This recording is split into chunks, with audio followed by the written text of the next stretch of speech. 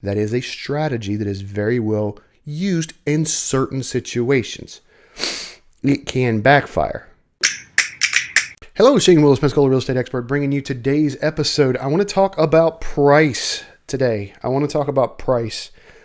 We've got some properties that I have talked with that are wanting to come on the market, and price is one of two aspects when it comes to selling your home. It's price and marketing. But price plays the biggest factor in marketing. If you are priced wrong, I can't overmarket a too high price. All right. So I'm going to show you kind of an index. We've got CoreLogic's latest home price index said home values have risen 6% year over year the past 2 years. So they have gone up. And we know that we've got the inventory crisis here in Santa Rosa and in Escambia County at certain price points. So people were trying to push, and you can push some. But I want you to understand something. Here's the percentage of buyers who will actually look at your property based on the impact of price. So there's what you call an impact of price visibility. I actually put this entire graph in my book, The Business of Selling Your Property. All right. It's the science. This is the science behind it. So let's say your property is at market value.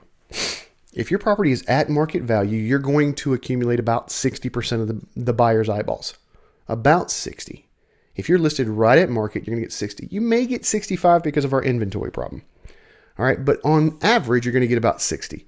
If you go 10% over, that number goes from 60 down to 30. And if you go 15% over, it goes down to 10. I've had conversations with people the last couple of weeks, and they said, hey, my house been on the market for 2 months, 3 months. I hear your show every week talking about a crisis in inventory, but I haven't had but one showing.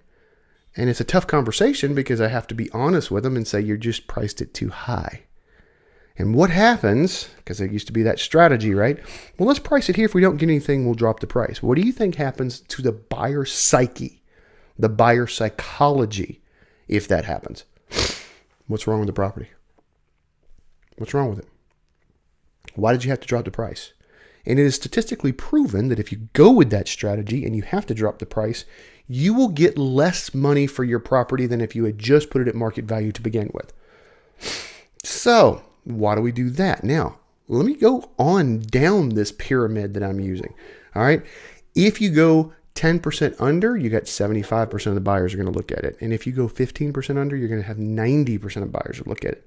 Shane, why in the world would I go 10% undervalue or even undervalue at all? A lot of times that generates a bidding war. That is a strategy that is very well used in certain situations. It can backfire. So you got to be careful about using that strategy in the wrong situations. It can backfire. But understand, you slightly go under market. Everybody's watching the market. You slightly go under market value, you're going to get more eyeballs on it.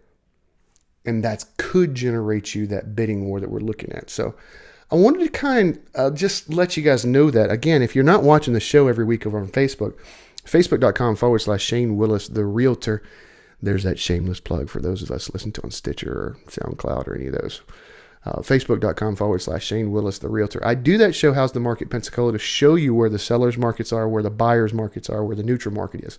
I do it to not only talk to the sellers, but to the buyers. If it is a hyper seller's market, you're not going to be able to negotiate 10% off. You're just not. Not unless they're listed too high. And most of us know that, right?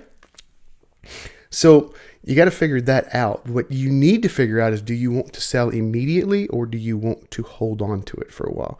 If you need to price something to sell immediately, maybe we need to talk about that strategy of going slightly under market, get a feeding frenzy going on. We'll get the eBay syndrome happening. All right.